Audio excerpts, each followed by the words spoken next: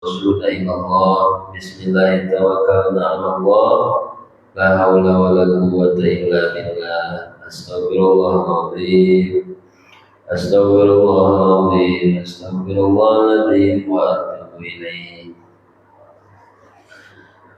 Qala mu'allif hadzal kitab rahimahullah wa nafa'ana bi ulumihi. Amin ya Allah ya rabbal alamin. Para hadirin wal hadirat, bapak-bapak, ibu-ibu, ahli subuh, ahli berjamaah subuh, moga-moga senantiasa terus dalam curahan rahmat barokah dari Allah Subhanahu wa taala. Amin ya rabbal alamin. Para sepuh, para alim, para bapak pengurus semuanya sama, moga-moga terus dalam keadaan sehat walafiat, terus senantiasa diberikan kekuatan untuk istiqomah bersama-sama merawat, menjaga, memakmurkan masjid kita, insyaallah. Bersyukur kepada Allah dengan ucapan alhamdulillahirabbil alamin. Shalawat salam kepada Kanjeng Nabi Rasulullah Muhammad sallallahu alaihi wasallam. Allahumma shalli ala sayyidina Muhammad wa ala alihi wa sahbihi ajma'in. Bila ada di antara keluarga kita, kerabat, tetangga yang saat ini sedang diuji dengan sakit, sedang tidak fit kondisinya, moga-moga juga barokah subuh ini, barokah ngaji, barokah doa, semuanya yang sedang sakit segera pulih sehat sedia kala, dengan berdoa, dengan bersolawat kepada junjungan. Allahumma sholli ala sayyidina Muhammadin tibbil qulubi wa dawaiha wa afiyatil abdani wa shifaiha wa nuril absari wa diyaiha wa ala alihi wa sahbihi wa sallim. Allahumma sholli ala sayyidina Muhammadin salatan takunu dawaan li kulli da'in wa shifaan min kulli maradin wa saqamin wa illatin fatbana kullal mahdi wal bala wa ala alihi wa sahbihi wa sallim. Bismillahirrahmanirrahim. Wallahu yashfina min kulli syai'in yu'dina. Bismillahirrahmanirrahim. Wallahu yashfihi min kulli syai'in yu'dihim. Bismillahirrahmanirrahim. Wallahu yashfiha min kulli illatin wa kulli syai'in yu'diha bi rahmatika ya arhamar rahimin. Amin ya rabbal alamin. Para bapak-bapak, ibu-ibu rahimahullah, alhamdulillah berjumpa kembali dengan Ahad subuh di awal bulan ini, bulan Oktober, bertepatan dengan bulan Rabiul Akhir. Tentunya mudah-mudahan harapannya tambah umur, tambah waktu, kita lebih baik dalam segala hal dari sebelum-sebelumnya. Karena besar harapan itu tersurat dalam bacaan yang hari-hari kita baca di surah Al-Fatihah ayat 6 dan ayat 7. Di situ ada yang tiap hari, tiap malam kita baca ihdinas siratal mustaqim siratal ladzina an'amta 'alaihim. Jadi mohon petunjuk kepada Allah kepada jalan yang lurus, yaitu agama Islam, jalannya yang telah Allah jadikan nikmat kepada orang-orang istimewa sebelum kita, para nabi, para rasul, para siddiqin, para syuhada, para sholihin. Itu kan selain memohon hidayah agar tidak lepas gitu, dari diri kita, dari hidup kita hidayah ini, karena mungkin saja lepas, mungkin hilang. Kemudian yang keduanya, di ayat ini menunjukkan besar harapan.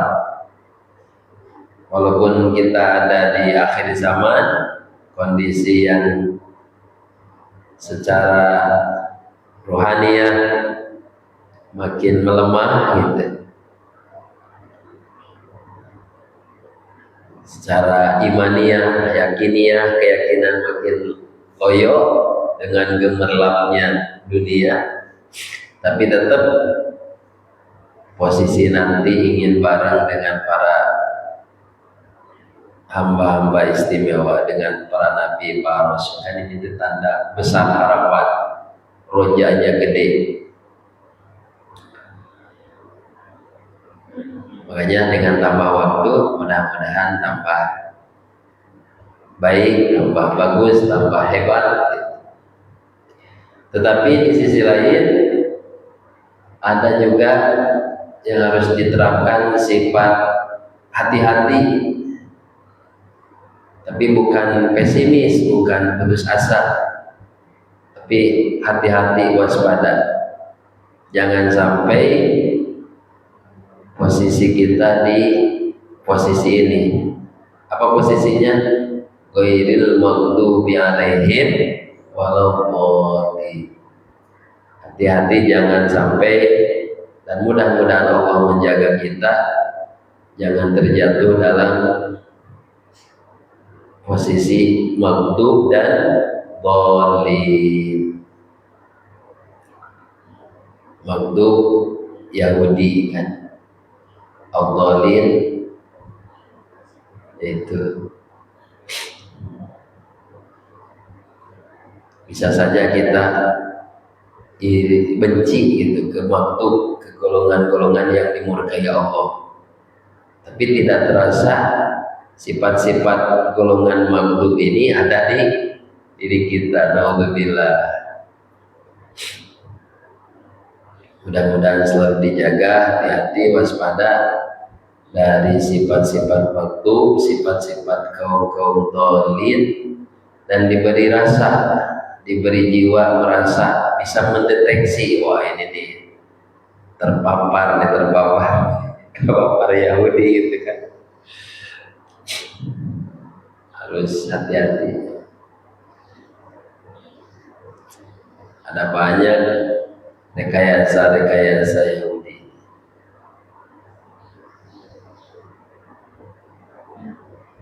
Di antaranya ada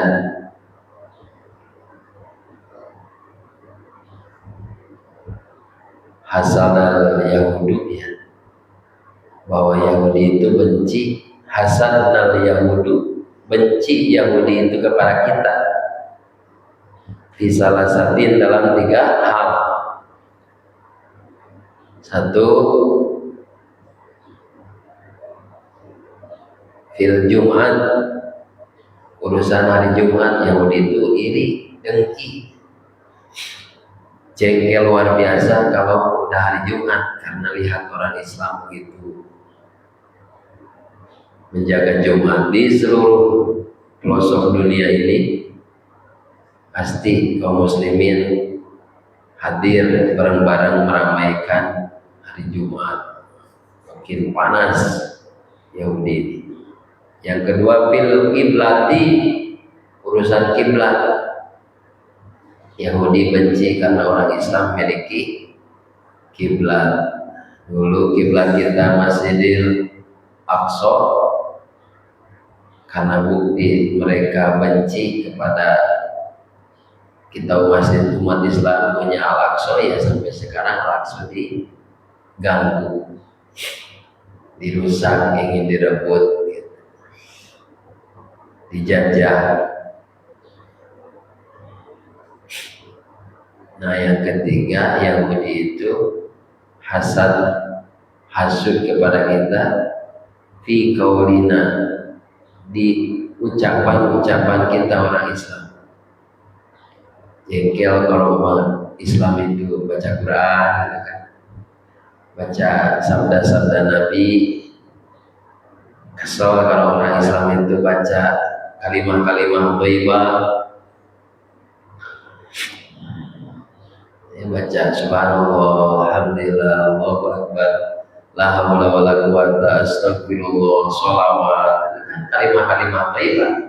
Mereka jengkel kalau dengar orang Islam baca ini, karena ini kalimah-kalimah thayyibah, kalimah istimewa, kalimah zikir.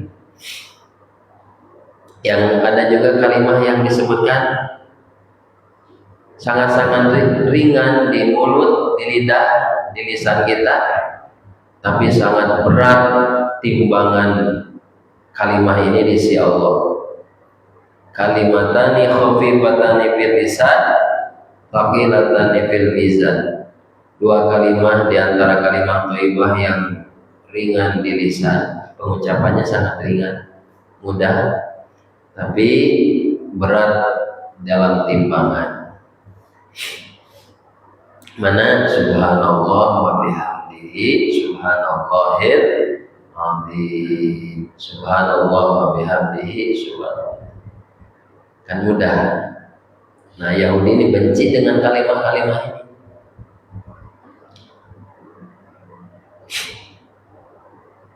Tapi kita kaum muslimin wal muslimat, insya Allah kalimah itu mau dibacanya pakai suara, nggak ada masalah. Dari sisi sholat aja, sholat kan ada sholat jahat yang ada suaranya. Kalau imam baca maghrib, isya, subuh, gimana? Ada suaranya. Ada juga sholat itu yang sir, tidak kedengaran tinggi suaranya, zuhur, asar, juga sholat-sholat sunnah yang lainnya, qobla, ba'da. Ada sholat sunnah yang jahat, adha, idul fitri. Dari sisi itu pun tersirat bahwa bacaan kita bila dijaharkan subhanallah, subhanallah, subhanallah, apa efeknya, apa bahayanya, mana larangannya dibaca, kan enggak?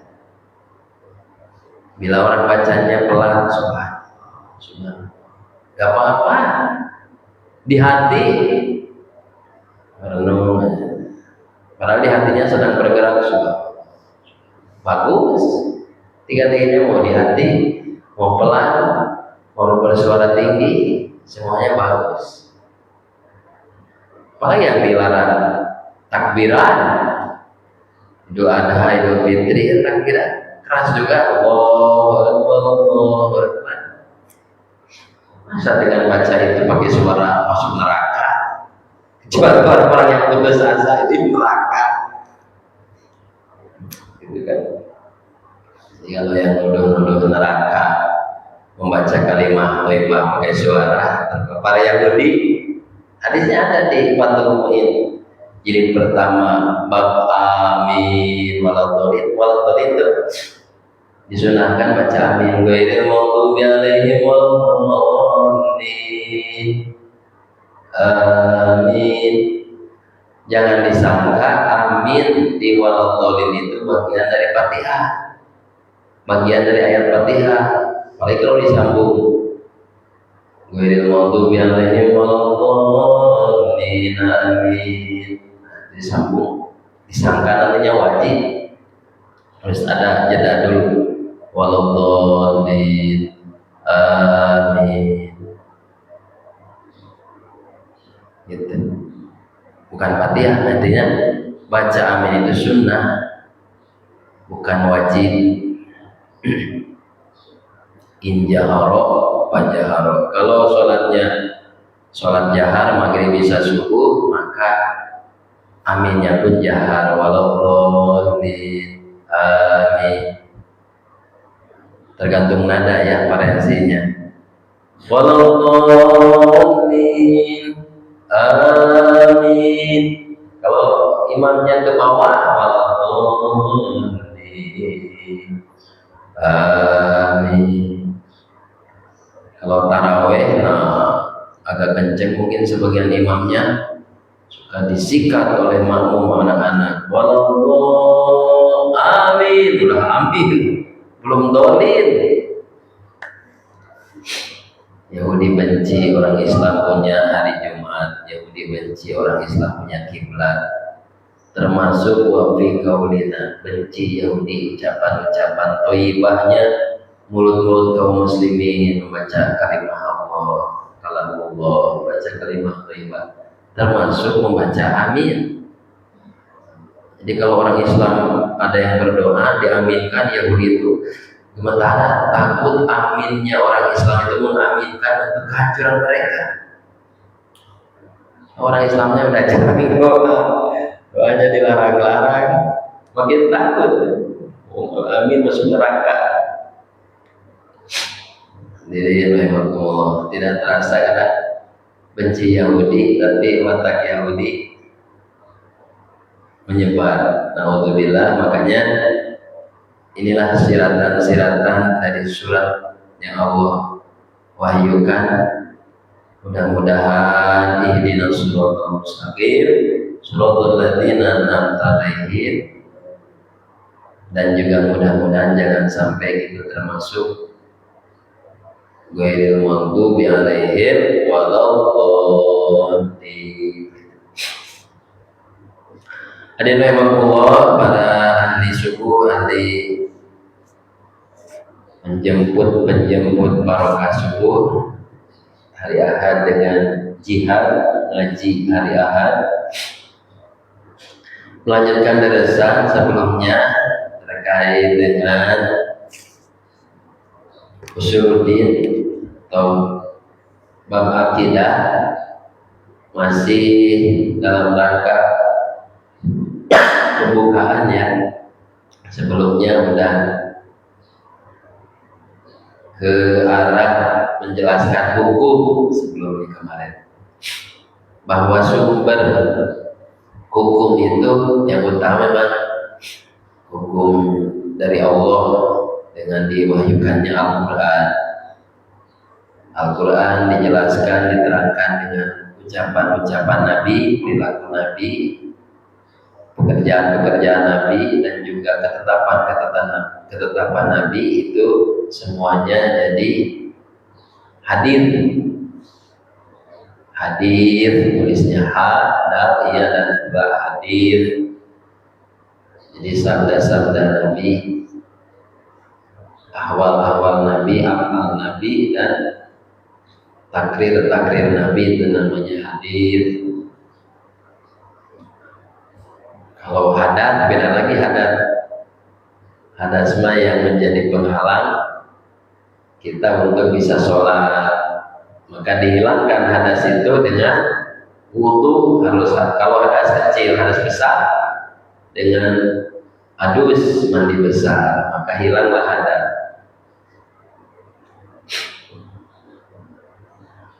Nah, kemudian juga sumber hukum yang kedua, tadi kan yang pertama Quran dan hadis, atau juga disebut dengan hukum syariat Allah dan Rasulnya yang menggelar hukumnya, yang memproduksi hukumnya, namanya syariat. Hasil hukumnya namanya syara, atau bahasa kita syariat Islam gitu. Hukum syariat atau syariah. Kalau pakai tah kan ujungnya tak bulat itu. Kalau dijadikan ha boleh syariah, bang syariah gitu. Penulisannya tak bulat, bisa dibaca syariat betul, syariah juga betul. Kalau ada hukum nih, sebelum sholat subuh sunnah sholat 2 rakaat atau kuliah, itu bisa dibaca sunnah qabla subuh atau sunnah gitu ya. Qabla subuh kan tak bulan itu tulisannya sunnah. Apa hukumnya sunnah? Tapi di daerah-daerah perkotaan yang umumnya kita bahasa Indonesia, termasuk di Batam, sunnah, jarang dengar hukumnya sunat, jarang. Ingatnya soalnya kalau sunat, anak-anak disunat, dipotong ininya, kulupnya, kemaluannya, itu baru sunat. Kalau dengar bahasa sunat dalam ibadah, apa nih sunat? Atau disunat anggarannya gitu kan? Enggak. Ini mah sunnah, juga bisa disebut sunnah pembacaan. Yang kedua, sumber hukum itu bisa ditetapkan melalui akal, hukum akal. Tapi akal yang gorizi, akal yang sehat, akal yang bersih, akal yang jernih, akal yang patuh taat kepada hukum syara, juga kepada Quran dan hadis. Nanti bakal seirama. Ini menurut Qurannya, menurut hadisnya, ini menurut akalnya.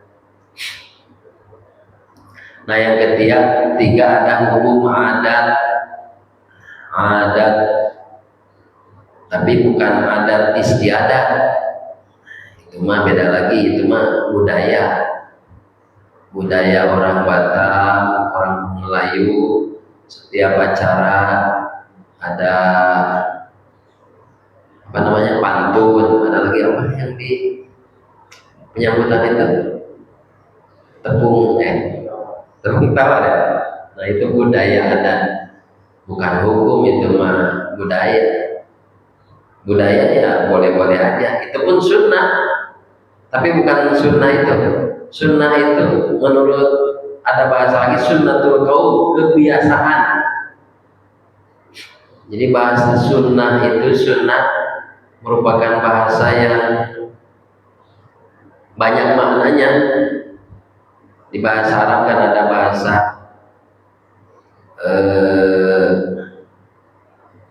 mutarodid, satu kata tapi maknanya banyak. Seperti ada bahasa ainun itu mata.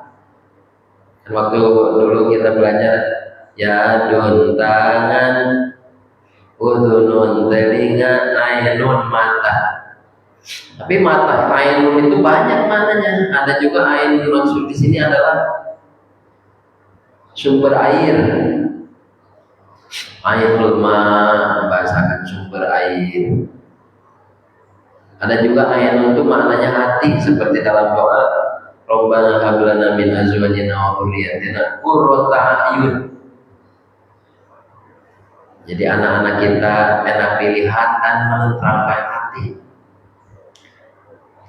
Ya, di antara kegunaan ilmu kalam, ilmu bahasa.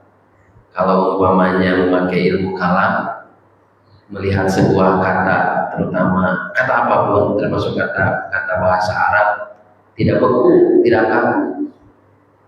Karena tidak bakal ada bahasa majaz, sebuah kata yang maknanya beda, tapi antara kata dan makna itu ada hubungan, ada persamaan. Misal ada ibu-ibu, contoh umpamanya keluar tapi sebentar masuk lagi ke dalam, seperti wajah kaget.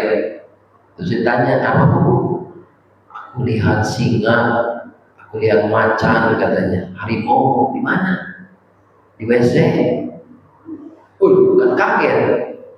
Pasti tengok, ternyata ada bapak-bapak yang gagah badannya, tinggi besar, perawakannya tinggi besar, kekar gitu. Mana begitu tuh bapak itu? Bapak yang gagah badannya itu disebut singa. Pantas enggak? Mungkin saja pantas, ada titik sama. Bapak itu gagah, dan ada juga makhluk ciptaan Allah yang gagah di hutan. Singa, ada persamaan. Beda itu apa? Belum hutan ya, bukan hutan. Dia bukan hutan.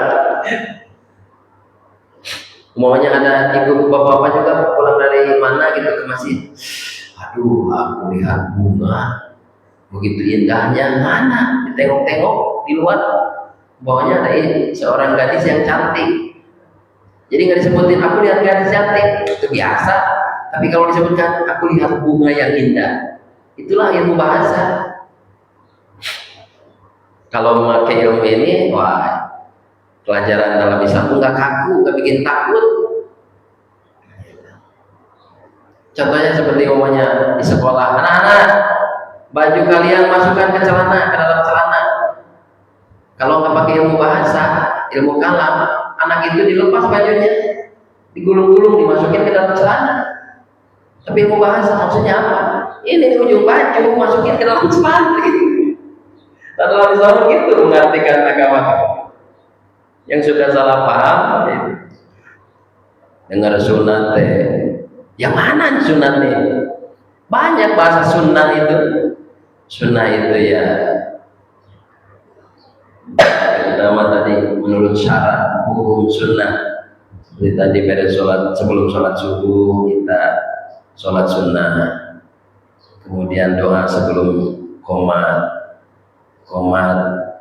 sholat itu apa namanya, bagian dari sholatnya. Beres sholat kita zikir, itu sunnah menurut syarat, menurut fikih. Mayutabu ala falihi wa la yu'aqabu ala tarki. Dilakukan sholat qabla subuh tadi dapat pahala, enggak dilakukan enggak jadi dosa.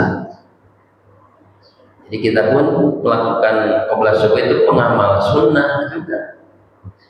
Beda sholat tadi ada zikir yang pakai suara, enggak pakai suara, itu juga sunnah juga.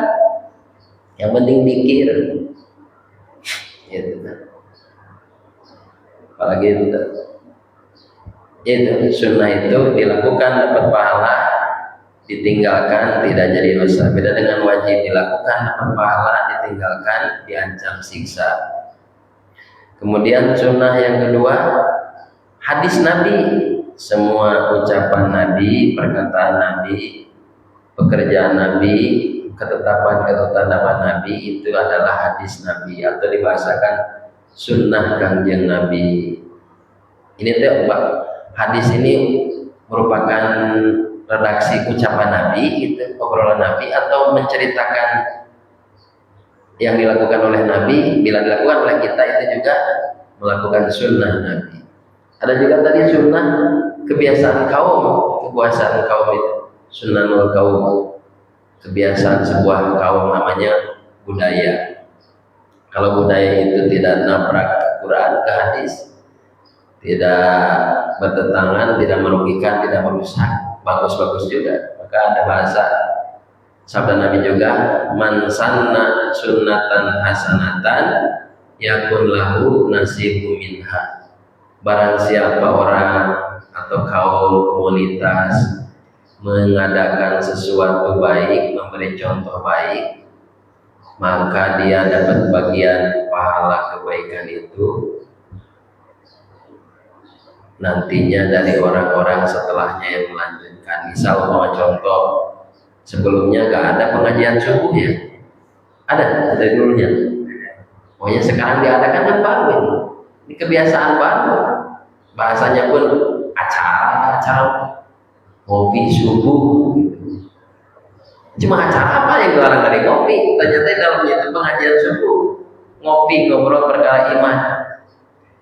Nah ini para perintis awal, man sanna sunnatan hasanatan, membuat sebuah kebiasaan, program baru tapi bagus, hasanah.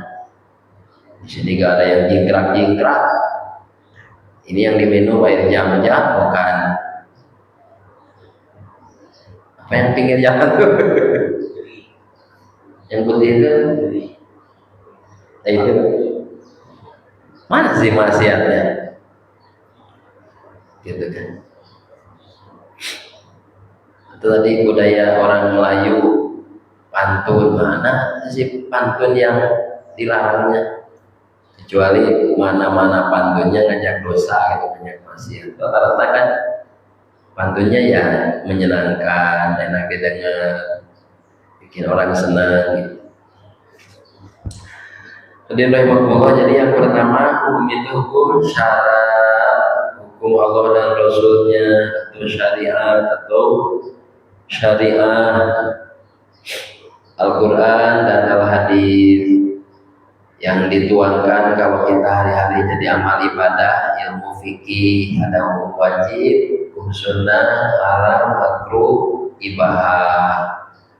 Nah, di 5 ini kayak kemarin sholat Jumatnya wajib, diperintah. Kemudian ada juga di aktivitas sehari-hari termasuk jual beli, bila datang hari Jumat maka hentikan. Kalau masih tetap berjalan akad di waktu Jumat, terutama hari Jumat, maksudnya bapak-bapak udah hari Jumat tapi pokoknya bisnisnya, usahanya di pasar itu diganti oleh istri di waktu sedang Jumatan, yang belanja pun ibu-ibu lagi. Ya dilarang. Ini mah ahli Jumat yang wajib hadir Jumat, malah jual beli, malah dagang, maka jadi haram. Beres sholat Jumat kata Allah, "Fantasiru," menyebar, silakan menyebar kemana saja arahnya, menjemput anugerah, menjemput rezeki. Nah itu perintah menyebarnya. Fantasiru itu hukumnya ibahah, boleh setelah Jumatan bapak-bapak mau ke toko lagi, ke kantor lagi, ke PT lagi, silakan. Tapi bukan hukum wajib. Artinya kalau maunya nggak ke PT lagi dosa, kan enggak. Kalau maunya lanjut lagi bagus, enggak pun tadi udah izin, kan nggak apa-apa. Nah, itulah hukum syara atau hukum agama lah gitu, yang kegunaannya banyak, nanti mengatur masalah pernikahan agar teratur keturunan, jelas keturunannya, keluarganya, diaturlah pernikahan, munakah, agar akal ini tetap terjaga, tidak rusak, maka diatur cara menjaganya, diharamkan permabukan, perjudian, termasuk perdukunan, innamal khamru wal maisir wal ansab wal aslam. Karena ini doktrin-doktrin dukun mengganggu akal juga gitu kan. Salah satunya termasuk nanti mengganggu keimanan. Termasuk juga gotong royong, saling bantu dalam kebaikan, diatur juga seperti berjamaah ini bagian dari barang-barang gotong royong. Wa ta'awanu 'alal birri wat taqwa. Kemudian aqimus shalah wa atuz zakah, ini menandakan tegakkan sholat, keluarkan zakat. Simbol-simbol sirah-siratannya adalah menjaga kebersamaan, menjaga gotong royong. Banyak, jangan melakukan kerusakan di muka bumi, padahal sudah bagus, sudah rapi, sudah tertata, jangan dirusak lagi. Wala tufsidu fil ardi, jangan melakukan kerusakan kalian di muka bumi. Itu semuanya dalam hukum syara. Termasuk menjaga merawat kehormatan, jangan sampai ada keberanian, kemauan, ada maksud untuk menghancurkan nama baik orang, dihancurkan sehancur-hancurnya, dirusak nama baiknya, kecuali hanya hubungan dengan beberapa hal yang ada dengan hukum. Misalnya seorang saksi, bahwa betul ini melakukan kesalahan, pelanggaran, berzina, pokoknya aku saksinya, aku melihat dia masuk ke tempat itu, bukan melihat sampai nyobrolnya, pokoknya. Tak perlu saksi, dia bukan merusak kehormatan, tapi kewajiban sebagai saksi kalau nggak disebutin nantinya hukumnya asal-asalan, gitu kan. Termasuk juga di syariat ini, di agama ini, bagaimana merawat ibadah kita agar lurus, bagus, sah, maka diatur dalam fikih. Bagaimana akidah kita, keyakinan kita ini betul-betul maslahat, selamat, bukan akidah-akidahan, maka diaturlah dalam ilmu usuluddin, ilmu fikih itu tercantum dalam hukum syara. Yang kedua hukum akal. Hukum akal ini, ya akal tadi, kita bisa meyakini, mempercayai, mengetahui tentang adanya Allah, itu ditetapkan oleh akal. Kan ditetapkan oleh Quran, jelas Quran ada. Tapi kalau Nabi dulu nyebarin Islam nggak bisa pakai Quran, kan dialog dulu, dibawa dulu dengan akal gitu. Kayak Abu Jahal, Abu Lahab, siapa yang ciptain langit dan bumi? Masa tiba-tiba ada kalau nggak ada yang mengadakan? Nabi bukan nggak langsung, ini Qurannya Umar sama apa? Nggak ngertiin Quran, apalagi rumahnya di pedalaman, wah orang-orang yang mewakafkan dirinya dalam dakwah, langsung bawa Quran, nggak ngerti Quran, di bawah dulu ininya logika akalnya, gitu kan? Nah setelah rasanya kena, jiwanya kena, baru diperkuat dengan Quran. Kita mau karena Quran dulu, walaupun rasanya gersang, nggak nerima Quran aja, menurut Quran, menurut hadis, orang diskusi. Ininya belum bersih, tapi bersih ininya menjadi rasa, menjadi jiwa. Siapa yang memgonta-ganti malam ke siang, siang ke malam? Tidak ujuk-ujuk, tiba-tiba kecuali ada yang Maha Kuasa.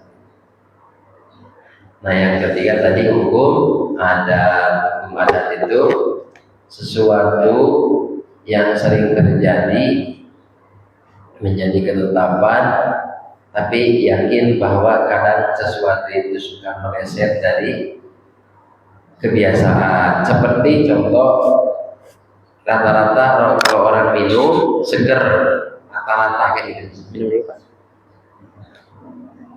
Dan ada masuk seger sampai sini. Maka hukumnya air itu menyegarkan menurut adat. Apa itu adat itu? Tabiatnya air memang diciptakan untuk menyegarkan. Terus api menggosongkan, membakar.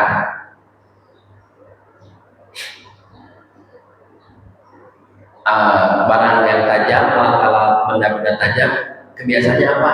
Melukai atau bisa memotong dan lain-lain. Itu bahasanya pisau melukai. Nah bahasa melukai itu hukum. Tujuannya nanti gimana? Ya semua hasil dari itu Allah yang nyampe. Allah ciptakan air, ciptakan kita, terus menjadikan sebab apa? Haus. Air diciptakan Allah, saya pun diciptakan Allah, terus haus pun ciptaan Allah, muncul haus. Bukan karena panas, bukan apa, itu asbab. Kemudian kita melakukan ikhtiar, minumlah. Allah nyambungin sabab dan musabab, timbulah seger. Jangan ada bahasa yang saya yakin 100% yang menyegarkan air gitu. Pak, kemarin Bapak kabarnya sakit, alhamdulillah udah bisa ke masjid lagi. Alhamdulillah. Kemarin minum mixan apa? Oskadon gitu. Secara bahasa oskadon sehati. Saya sembuh lagi oleh Allah. Mulutnya oleh oskadon. Pakai apa Pak? Oskadon, mixagrin. Itu penghormatan adat. Tapi jangan sampai mulut sampai ke hati bahwa mutlak yang menyembuhkan demam saya adalah mixagrin, oskadon. Nanti bertuan ke mixagrin. Nah itu menjaga adat itu begitu. Jangan sampai bahasa hati dimunculkan di lisan, bahasa lisan masuk ke hati. Kalau secara dohir ya bahasa lisan. Tapi panjang lagi ini. Hal-hal yang terjadi dalam adat yang baik sambungan kepada Allah. Ma asabaka min hasanatin fa min Allah. Wa ma asabaka min sayyi'atin fa min nafsik. Yang baik-baik kepada Allah, yang buruk-buruk, yang kurang bagus ke kita. Gitu ya. Pak, aduh Bapak punya kendaraan baru lah sekarang, alhamdulillah. Hasil usaha ini anugerah dari Allah. Alhamdulillah bagus ya. Jangan begini Pak, wah mobilnya baru, kapan dulu, wah, kurang menghormati atau adab dalam adat. Rata-rata kalau bekerja punya duit, punya penghasilan, punya kendaraan, gitu kan? Menurut adat, tapi suka meleset. Nah, kalau meleset, disinilah rata-rata api menggosongkan, membakar. Itu watak diciptakan oleh Allah. Tapi suka ada yang terjadi seperti Nabi Ibrahim dibakar. Kok nggak gosong? Dulu kan? Atau kejadian sekarang ada orang dibakar nggak terbakar. Nah ini apa nih? Oh nggak biasa nih. Nah ini namanya khawariqul adat yang keluar dari kebiasaan. Lihat saja orangnya. Kalau keanehan itu, keajaiban itu muncul dari calon nabi, namanya irhas. Kalau muncul dari nabi, namanya mujizat. Kalau muncul dari para wali, namanya karomah. Kalau muncul dari orang yang tidak beriman kepada Allah, namanya ihana. Kalau muncul dari orang muslim, mukmin tapi fasik, namanya istidraj. Nanti harus diperjelas lagi tentang adat ini. Jangan sampai hanya adat tapi dianggap sepele. Misalnya adatnya, kebiasaannya makan yang buah-buahan mentah, seperti mangga mentah, dongdong mentah, dimakan pagi hari. Menurut kebiasaan apa Pak? Bikin sakit perut, bikin nyeri perut, mencret. Itu kebiasaannya begitu. Jangan sampai umpamanya begini, semua juga takdir Allah, gitu. Nah, jangan begitu. Jadi adat itu harus dihormat. Kan yang menyegarkan Allah, yang melukai hakikatnya dari pisau itu siapa? Allah. Yang menyembuhkan dari obat itu siapa? Allah. Udahlah Allah aja. Nah, itu bahaya. Adat harus dihormat. Nanti muncullah dari sini golongan-golongan yang aneh-aneh. Seperti ada golongan Jabariyah, Qadariyah, Mulasifah, Mujassimah, Mu'tazilah, Karomiyah. Dari situ nantinya. Jangan sampai kita kaum muslimin ya normal hidup seperti biasa, tapi keyakinannya beda. Bisa saja terjadi. Nah, Ahlus Sunnah wal Jamaah menjaga itu. Ada tetap dirawat. Saya diciptakan, air diciptakan, kalau haus ya minum. Orang nanya, Pak, seger kali. Alhamdulillah tadi minum air. Hati Allah yang menciptakan segar bugarnya badan saya, bukan mutlak dengan air. Jangan sampai kayak Qadariyah dan Jabariyah. Kalau Qadariyah kan dia mah kalau nggak minum nggak seger, kalau nggak berobat nggak sembuh, begitu. Kalau Ahlus Sunnah wal Jamaah tengah-tengah, sakit ya berobat, gitu. Sembuh atau belum sembuh pasrah kepada Allah. Jadi Ahlus Sunnah wal Jamaah itu diibaratkan di surah Al-An'am itu seperti susu di dalam hewan peliharaan, seperti di kambing. Ada ya di HM itu apa? EGM. Ada HM di sini. Kalau nggak ada, pesan lewat saya. EGM. Susu di tubuh hewan, sedikit lagi bapak itu. Bayana parti wadamin, posisinya di hewan itu, di kambing, di sapi, di unta, posisi saluran susu tengah-tengah antara darah dan kotoran. Salurannya itu di dalamnya itu. Saluran susu dihimpit oleh darah dan kotoran. Jadi saluran darah ini kotoran apa? Itu kotoran. Maaf bahasanya supaya jelas tai kambing. Tapi susu tetap jernih, tetap bersih, walaupun dihimpit oleh kotoran dan darah. Itulah Sunnah wal Jamaah. Mau hidup dimanapun, dia menjaga keyakinannya tadi, syariatnya terjaga, kemudian akalnya juga terjaga, menentukan tentang adat pun terjaga. Termasuk dari Jabariyah tadi, kalau Jabariyah harus ikhtiar, kalau nggak kerja pasti nggak makan, kalau nggak berobat pasti nggak sembuh. Itu Qadariyah. Tapi ternyata banyak orang yang kerja belum punya uang juga. Ada orang yang nggak kerja uangnya ada juga. Nah gitu. Ada lagi Jabariyah. Siapa Jabariyah? Jabariyah itu menghilangkan syariat, menghilangkan ikhtiar. Gak usah berobat. Sakit gak sakit, sembuh gak sembuh oleh Allah, udahlah pasrah pada Allah. Jabariyah. Jadi kalau ada Khawarij, golongan yang keluar dari Ahlus Sunnah wal Jamaah, namanya bagus, jangan terpincut dengan nama bagus. Jabariyah. Kan itu nama Allah, Al-Jabbar. Beda ini golongan Jabariyah. Namanya bagus tapi akidahnya sesat. menghilangkan syariat, menghilangkan ikhtiar. Udah gak mau kerja, gak mau ikhtiar, gak mau berobat, udah gak pasrah kepada Allah. Pak gak makan, gak kenyang nanti sama Allah. Tapi lama-lama lihat bubur dia makan juga. Udah ada bubur, masya Allah, alhamdulillah. Semuanya hati sholat bubur. Bapak Ibu rahimahullah, mudah-mudahan itu saja gambaran hukum.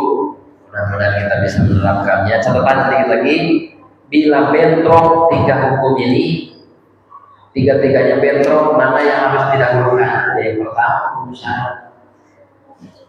Kalau umpamanya syarat, Quran dan hadis bentrok dengan akal, mana yang dimenangkan? Al-Quran. Kalau bentrok antara adat dan akal, maka yang didahulukan yang diambil hukum akal. Mudah-mudahan bisa menerapkannya sehingga aktivitas kita yang beda-beda dimanapun, di kantor, di pasar, di toko, di PT, di kebun, bertani dan lain sebagainya, mudah-mudahan akidah terawat, terjaga, terdalam jalur ahlus sunnah wal jamaah insyaallah. Allahumma sholli wa sallim wa barik amin ya Allah ya rabbal alamin. Bismillahirrahmanirrahim. Alhamdulillah wassalatu wassalamu ala Rasulillah. Rabbil fa'alna bima 'allamtana, rabbi 'allimna alladhi yanfa'una, rabbi faqihna wa faqih ahlana wa qarabati lana bidina, tawassalna bi ta'allumin, tawassalna bi ta'limin, anta rizqana wasi'a wa anta rizqana amana.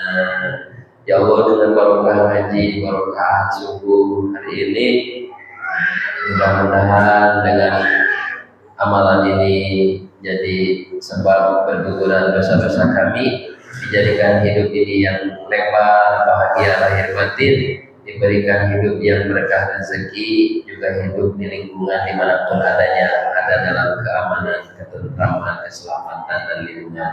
Amin ya rabbal alamin. Rabbana atina fid dunya hasanah fil akhirati hasanah wa qina adzabannar.